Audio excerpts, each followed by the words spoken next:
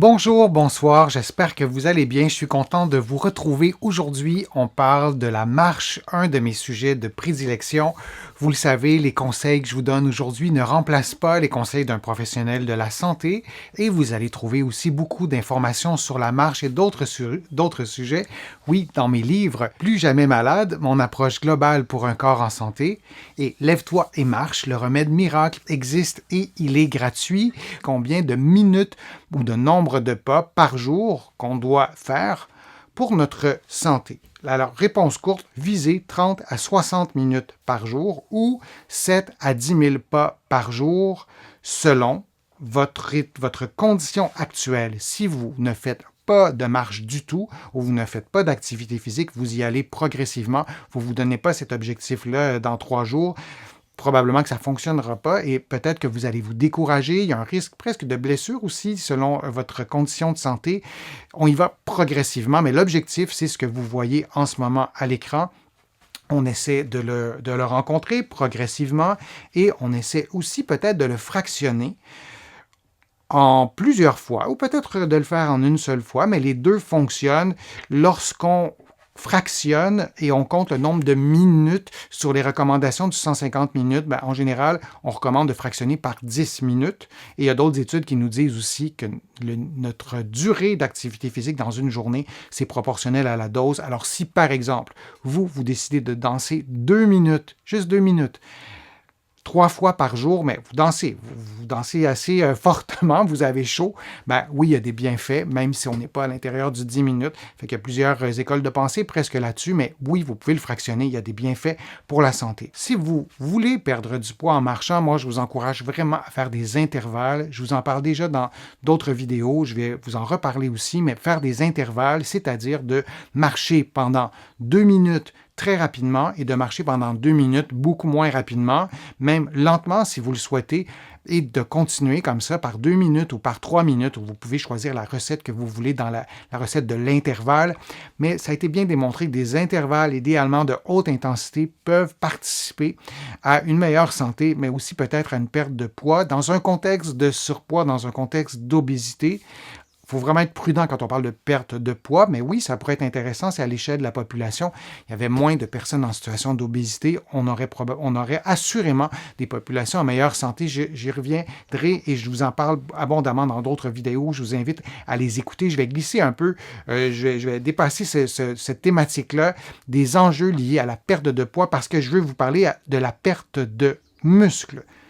Ça aussi, c'est un sujet qui me tient à cœur, la sarcopénie. Lorsqu'on perd de la masse musculaire, de la force musculaire et des capacités fonctionnelles, comme avoir de la difficulté à monter des marches, par exemple, et lorsqu'on avance en âge, le risque de sarcopénie est plus grand. La sarcopénie s'installe lorsqu'on a des changements métaboliques à l'intérieur du corps.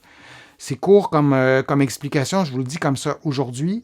Et lorsqu'on vieillit, on a des changements métaboliques. On est plus à risque, donc, de perdre de la force, de la masse musculaire et des capacités fonctionnelles liées à l'avancée en âge et aux perturbations métaboliques. Ces perturbations métaboliques sont aussi présentes, ou risquent d'être présentes, chez des personnes qui sont en situation d'obésité.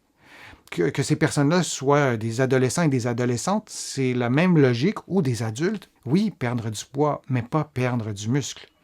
Et si on fait un cas de figure d'une personne qui a, disons, 50 kilos en trop, si on calcule son tour de taille, si on calcule son indice de masse corporelle, ou peu importe l'outil de mesure qu'on prendra, là aussi c'est un sujet qui est délicat, mais disons, pour discussion, elle a 50 kilos vraiment en trop et peut-être plus. Cette personne-là n'aura assurément pas une force musculaire pour tenir ce 50 kg-là, tant dans les muscles posturaux que dans les muscles du mouvement, de la dynamique. Et lorsqu'on pèsera cette personne-là, on ne pourra pas faire la distinction entre la perte de poids liée au tissu graisseux et la perte de poids liée aux muscles. Et visuellement, on ne pourra pas le voir. C'est impossible sur une cuisse sur laquelle il y a beaucoup, par exemple, de tissu adipeux, à l'œil, de voir s'il y a une perte de masse musculaire avec une perte de gras aussi qui s'ajoute. Conclusion de l'histoire, on ne veut pas perdre de la masse musculaire. Alors, si vous marchez pour perdre du poids avec d'autres stratégies, idéalement accompagnées par des professionnels de la santé, assurez-vous de maintenir votre masse musculaire et je vous dirais même d'augmenter votre masse musculaire. C'est assez rare en marchant, en suivant un programme d'exercice qui n'est pas si intense qu'on va prendre des kilos et des kilos de masse musculaire. Ça serait assez étonnant. Assurez-vous de maintenir votre masse musculaire, quitte à ce qu'elle augmente un peu. Ce que vous voyez à l'écran, c'est une illustration de la sarcopénie. Vous voyez le muscle à droite, vous voyez le muscle à droite et à gauche, mais à droite, vous voyez qu'il y a une fonte musculaire. À l'intérieur du muscle aussi, il y aura plus de gras, la structure du muscle va changer. Alors, non seulement le muscle va rapetisser, mais si on prend une tranche de muscle, on va se rendre compte aussi qu'il y a, pour un volume égal, il y a moins de fibres musculaires. Ça, c'est fondamental. Si vous ne connaissiez pas la sarcopénie, allez sur ma chaîne, vous allez trouver des vidéos qui vous parlent de la sarcopénie. Oui. Je vous remercie vraiment de votre participation. Je vous remercie de vos questions. Je vous remercie de votre fidélité aussi. Je vois des noms dans le fil de discussion en direct, dans les fils de discussion aussi en rediffusion. Je vois les mêmes noms depuis longtemps. Ça me touche beaucoup. Donc, merci. Vous allez trouver beaucoup d'informations aussi sur mon site web, le www.denisfortier.ca. Vous pouvez vous abonner gratuitement à l'infolettre. Vous allez recevoir une lettre par semaine, un courriel par semaine. C'est gratuit, évidemment, sur plein de sujets, sur les interventions dans les médias, sur mes livres, tout ça. Et vous allez aussi, bien sûr, trouver beaucoup d'informations dans mes livres que vous allez pouvoir trouver ici au Canada, dans toutes les librairies. Vous pouvez aussi commander ou trouver mes livres aussi de l'autre côté de l'Atlantique, en France, en Belgique, en Suisse et dans d'autres pays européens. Ça me fait vraiment plaisir de vous reparler très régulièrement, de vous présenter mes contenus. Écrivez-moi des suggestions aussi pour de prochaines vidéos. Je vous dis à une prochaine fois, à une prochaine vidéo. À très bientôt.